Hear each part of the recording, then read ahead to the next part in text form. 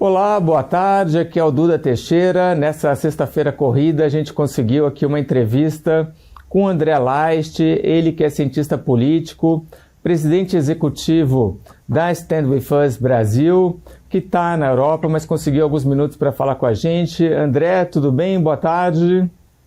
Boa tarde a todos, boa tarde, Duda. André, o ataque israelense ao Irã já era esperado há muito tempo, mas esse ataque aconteceu na noite de ontem, quinta-feira. Ele tem algumas coisas diferentes, alguma novidade? Olha, Duda, eu acho que tem, primeira parte, eu acho que seria a questão da janela política e a janela militar, né? A gente está falando de um momento onde os Estados Unidos estavam negociando com o Irã e deram um ultimato, né? A gente agora está vendo que eles deram um ultimato de 60 dias para o Irã chegar a um acordo com os americanos, não chegaram. Não é de hoje que o Irã tenta ganhar tempo, empurrando negociações para tentar ganhar tempo para poder enriquecer urânio. As inteligências mostram que os iranianos estavam caminhando para uma bomba, ou seja, para o artefato, que é a parte mais importante de uma bomba nuclear, que é a construção do artefato.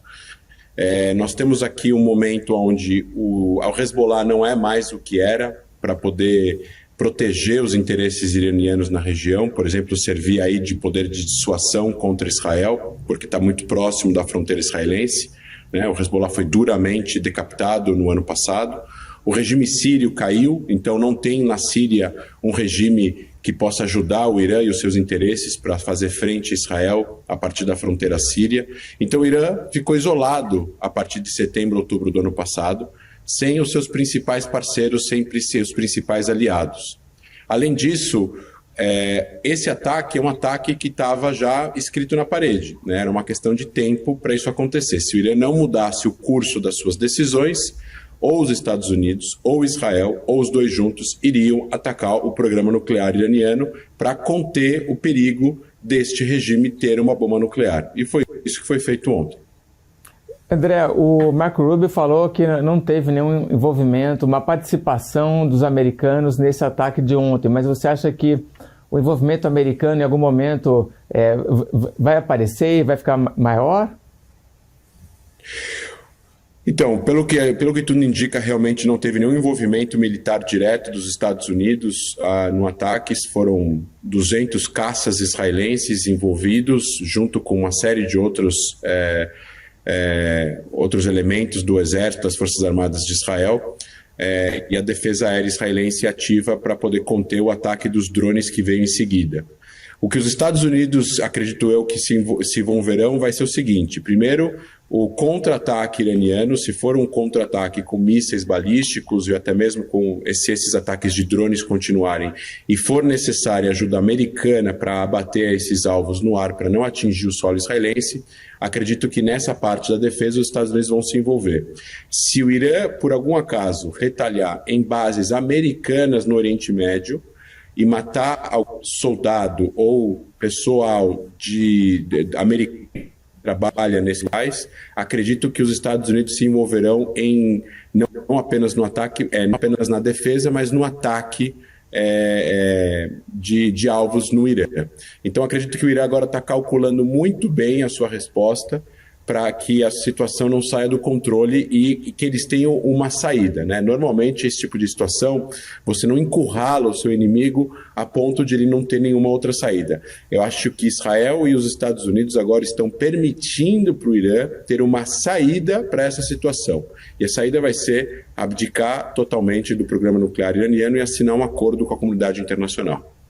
E esse ataque acontece no meio das negociações que estão acontecendo, né, entre americanos e iranianos. André, agora um pouco da cobertura aí das agências de notícias colocam sempre no Netanyahu, primeiro-ministro de Israel, a decisão, né, de tomar, de iniciar esse ataque. Agora, é uma coisa que está muito ligada à figura do Benjamin Netanyahu e de que maneira que esse ataque repercutiu lá no parlamento israelense ou na oposição israelense? Olha, já se fala em Israel atacar o Irã há muitos anos.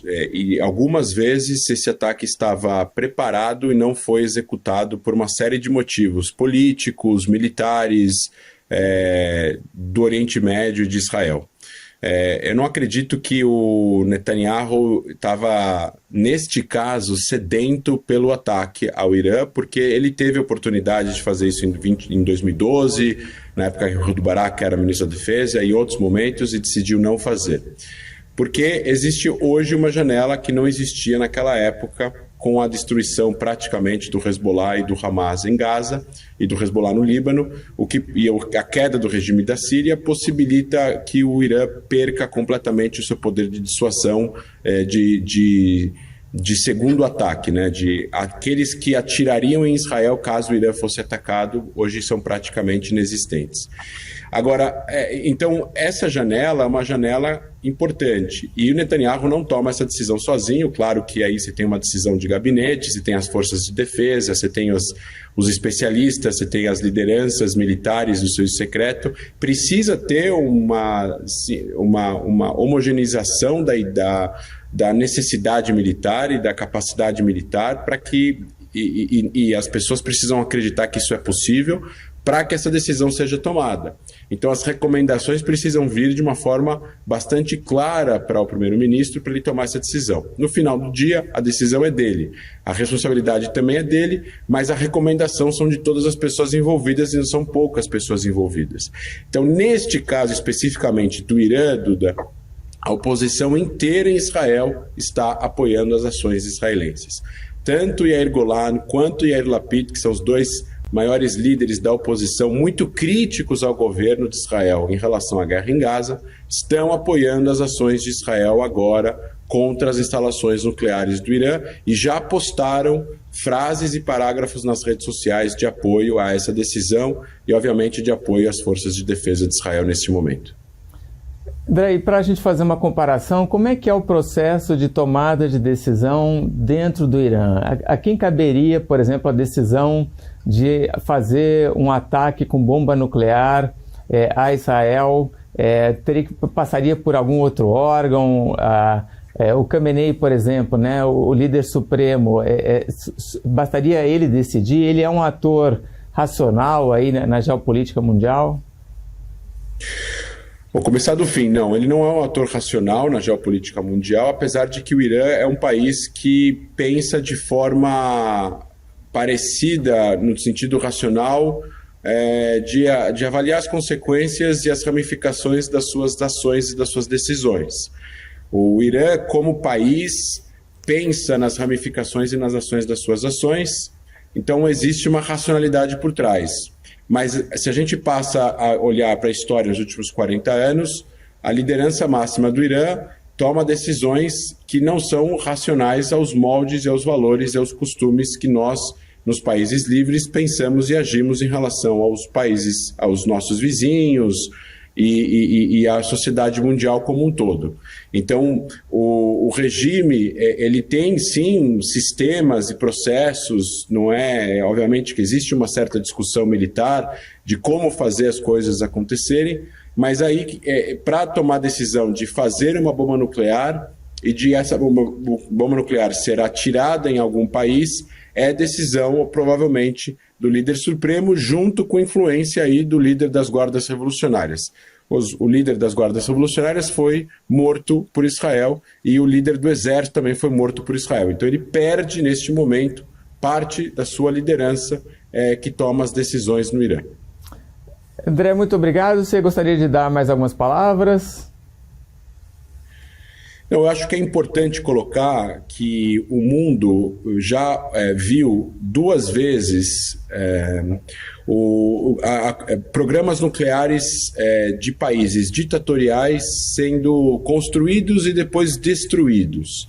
A primeira vez foi o programa nuclear do Iraque, em Osirak, em 81, que Israel destruiu numa operação secreta também da Força Aérea de Israel, para evitar que Saddam Hussein, na época um ditador, uma pessoa que ameaçava destruir Israel, financiador do terrorismo, colocar mãos em bombas de destruição em massa.